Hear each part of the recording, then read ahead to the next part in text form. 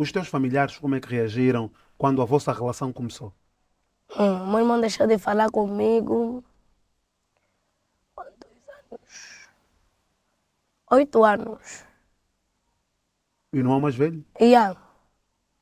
Por causa da tua relação com a Sim, igreja? sim. Ele disse, eu não investi tanto em ti para você acabar assim.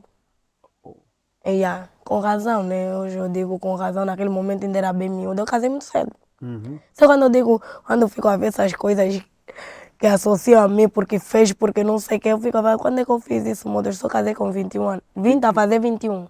21 anos. O teu Casei com irmão. 20 a fazer 21. Então vamos tentar perceber a cena do casamento.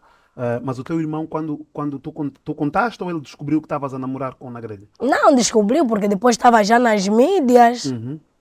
Estava já nas mídias, fulana está a andar com Mas tu fulano, vivias fulana está a com, com, andar... com teu irmão? Não, eu já vivia sozinha. Ok. Mas era caçula. Uhum. Caçula é a única menina no meio dos meus 12 irmãos. Uhum.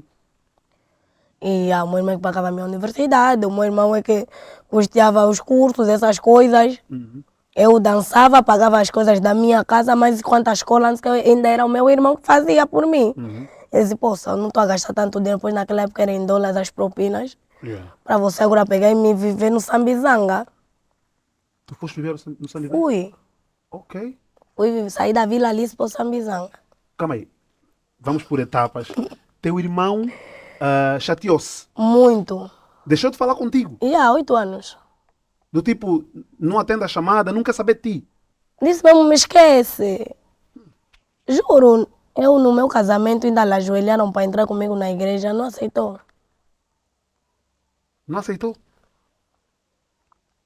E os teus pais? Mãe, o coração lá arreou várias vezes. Ela fala, meu Deus, minha filha vai se drogar. Uhum. Aí mesmo no Samizang, onde foi, meu Deus, minha filha, minha única. Chegaram passados, mas eu cheguei, olhei para eles e eu disse, vocês sabem quem eu sou, tenho os pés bem assentos, sei do que eu faço. Ele, me confiançou, ele.